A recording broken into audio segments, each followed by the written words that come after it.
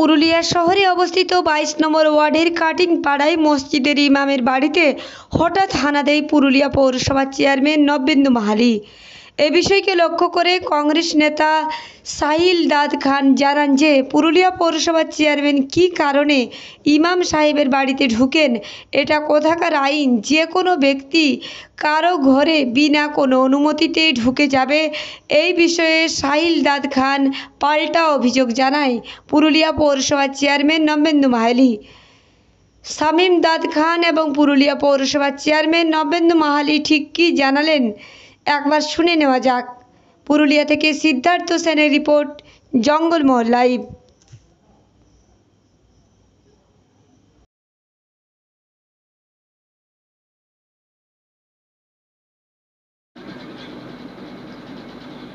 আজকে এই যে প্রেস মিটটি আপনি রেখেছেন, এটি মূল কারণটি যদি একটু বলেন।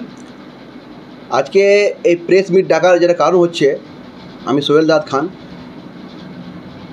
আজকে এই প্রেস মিট যেটা রেখেছি আমি, সেটা হচ্ছে কালকে একটা খবর আসে আমার কাছে। আমাদের ওয়ার্ড নম্বর 22 কাটিনপাড়া, সেখানকার যে আমাদের ইমাম আছে কুদ্দুস সাহেব, ওনার বাড়িতে কালকে হঠাৎ বর্ধমান পুরুলিয়া মিউনিসিপ্যালিটির চেয়ারম্যান তিনি হানা দেন।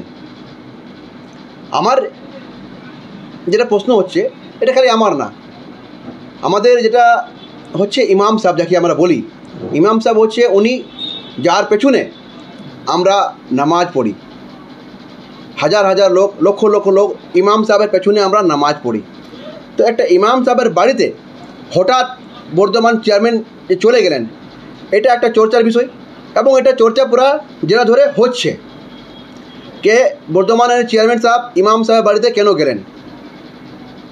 ইমাম সাহেব কোনো সাধারণ মানুষ নয়, ইমাম সাহেব হচ্ছেন একটা ব্যক্তি বিশেষ মানুষ, আমাদের ধর্মর উনি হচ্ছেন ধর্মগুরু।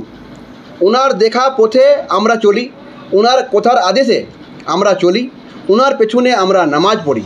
তো ওনার বাড়িতে হঠাৎ হানা দেওয়াটা, এটা আমাদের সমাজের লোক মেনে নিতে পারছেন না।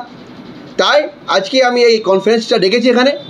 আমি জানতে চাই বর্ধমানের যিনি চেয়ারম্যান, ওনার কাছে আমি জানতে চাই আপনার কাছে কী সোর্স, আপনি কি আধারে আমাদের ইমাম সাহেবের বাড়িতে আপনি গেছিলেন, কী কারণে গেছিলেন, আপনি দয়া করে বলবেন।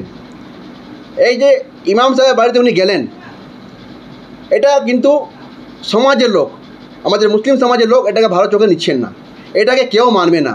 যেহেতু উনি একজন ইমাম আমাদের মুকুট, মাথার মুকুট যাকে আমরা বলি, আমাদের গর্ব, আমাদের সম্মান, ওনার বাড়িতে আপনি গেলেন কি করে? যদি আপনার কাছে কোনো ইনফরমেশন ছিল তাহলে ওই ওয়ার্ডের কাউন্সিলর, তিনি কাউন্সিলর নয়, তিনি আবার সিআইসি মেম্বার, আমাদের রেসপেক্টেড আমাদের আনোয়ারি ম্যাডাম আছেন ওখানে, আপনি আনোয়ারি ম্যাডামের থেকে আপনি যোগাযোগ করতেন যদি আপনার কাছে কোনো ইনফরমেশন ছিল। আনোয়ারি ম্যাডাম ওখানে খুব ভালো আসে, ওখানে ওনার বাড়িও ওখানে, আপনি আনোয়ারি ম্যাডামকে নিয়ে করে আপনি যেতে পারতেন ওখানে, বা আনোয়ারি ম্যাডাম থেকে আপনি ডিটেলসে নিতে পারতেন কে ব্যাপার। সেটা আপনি না করে, আপনি আনোয়ারি ম্যাডামকে না জানিয়ে আপনি হঠাৎ ওনার বাড়ির ভিতরে চলে গেলেন কি করে? যে কোনো মানুষ, যে কোনো যে কোনো মানুষ, কেউ কারোর বাড়িতে যেতে পারে না। এটা কোন আইন? উনি তো আইনের কথা বলেন, তো এটা কোন আইন, কোন মিউনিসিপ্যালিটি অ্যাক্ট? কোন মিউনিসিপ্যালিটি অ্যাক্টে লেখা আছে কে চেয়ারম্যান কারোর বাড়িতে কারোর বেডরুমে ঢুকতে পারে? এটা কোন আইন? উনি chairman first citizen of Purulia, no doubt. উনি 23টা ওয়ার্ডে ঘুরতে পারেন, গলি কুচিতে ঘুরতে পারেন, সব জায়গায় যেতে পারেন, নো ডাউট। কিন্তু কারোর বাড়িতে উনি ঢুকতে পারেন না। আর যেখানে উনি গেছেন সেটা কোনো সাধারণ মানুষ নয়, উনি আমাদের ইমাম। স্যার, 22 নম্বর ওয়ার্ড কাটিং পাড়ায় আপনি ইমামের ঘর গেছিলেন, কংগ্রেসের দাবি যে আপনি ইমামের বাড়ি গেছিলেন এবং অবৈধভাবে ওনার বাড়িতে ঢুকে পড়লেন বিনা কোনো নোটিশ কিংবা কিছু করে। কি বলবেন এই বিষয়ে? আমি পৌরপ্রধান এই শহরের প্রথম নাগরিক। পুরুলিয়া পৌরসভার কাজে যে কোনো শহরের নাগরিকের বাড়ি আমি গিয়ে খোঁজখবর নিতে পারি। পৌরসভার পরিষেবা উনি ঠিকমতো পাচ্ছেন কি না সেই বিষয়ে তদারকি করতে পারি। আমাদের সম্প্রতি বোর্ড মিটিংয়ের সিদ্ধান্ত অনুযায়ী বাড়ি বাড়ি আমরা যে জলের সংযোগ দিয়েছি সেই কাজ খতিয়ে দেখার জন্য, বাড়ির হোল্ডিংয়ের সাথে জলের কানেকশনের রসিদ মিলছে কি না দেখার জন্য আমরা অভিযান শুরু করেছি।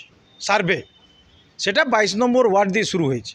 এবারে কে ইমাম, কে পুরোহিত, ওনার দাবি যে আপনি কাউন্সিলর, স্থানীয় কাউন্সিলর যিনি আছেন